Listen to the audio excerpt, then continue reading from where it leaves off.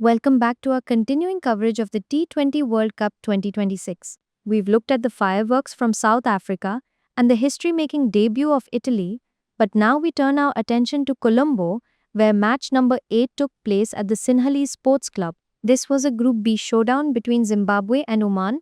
On paper, this was a game Zimbabwe simply had to win if they want to push for a Super 8 spot alongside the heavyweights like Australia and Sri Lanka. For Oman, it was a chance to cause an upset and disrupt the group dynamics. But as we found out, only one team turned up with clear intent and execution today.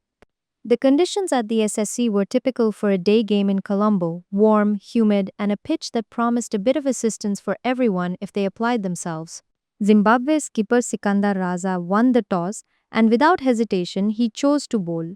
It was a classic aggressive move: restrict the opposition, chase a known target, and control the net run rate. From the very first over, it was clear that Zimbabwe meant business. The new ball attack was sharp, disciplined, and hostile, but the star of the show was undoubtedly the tall pacer, Blessing Muzarabani. Muzarabani was unplayable at times. He used his height to extract steep bounds from a length that just wasn't there for the Oman batters. He didn't just contain, he hunted. Every time Oman tried to build a partnership, Muzarabani or his support cast struck. The Oman top order looked completely at sea against the moving ball. They were tentative, unsure whether to attack or defend, and that hesitation is fatal in T20 cricket. Oman crumbled under the pressure. There was no counter-attack, no one who could anchor the innings. Wickets fell in clusters. From 30 for 2, they slid to 60 for 5, and the innings never recovered. The spinners squeezed the middle overs, not giving an inch. In the end, Oman was bundled out for a paltry 103 in 19 overs. They couldn't even bat out their full quota. For a World Cup match, scoring at barely 5 runs an over is simply not competitive. Credit to Zimbabwe's fielding as well. They were electric, diving to save singles and holding on to every chance. Muzarabani walked away with the Player of the Match honors, and rightfully so. His spell set the tone for the entire game. So, the target was 104, a run-a-ball chase. In T20 cricket, this is a walk-in-the-park scenario, provided you don't panic. And Zimbabwe certainly didn't panic. They came out with a clear mindset, finished this early. They knew that in a group with Australia and Sri Lanka, net run rate could be the difference between going home and going to the Super 8s. The openers started positively. They didn't just block, they punished the bad balls. There were a couple of hiccups, losing 2 wickets along the way, but it never felt like a collapse was coming.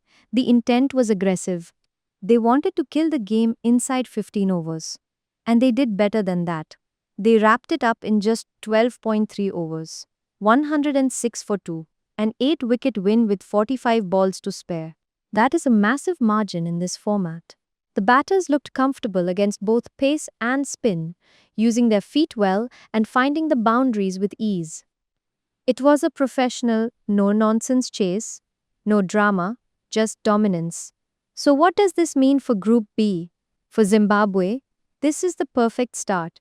They have 2 points, a massive net run rate boost, and their bowlers are in rhythm. They have sent a warning to Ireland and maybe even the big boys that they are not here to just make up the numbers. Sikandar Raza will be a very happy captain tonight. For Oman, it's back to the drawing board. Their batting let them down badly. You cannot expect to compete at this level scoring 100 runs.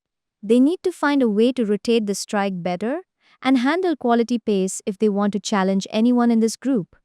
To summarize, Zimbabwe flexed their experience and skill in Colombo.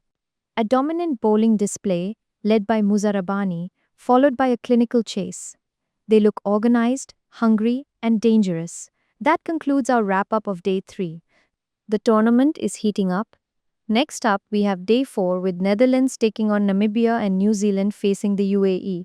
Make sure you're subscribed so you don't miss the deep dives on those games. Can Zimbabwe upset Australia or Sri Lanka in this group? See you in the next video.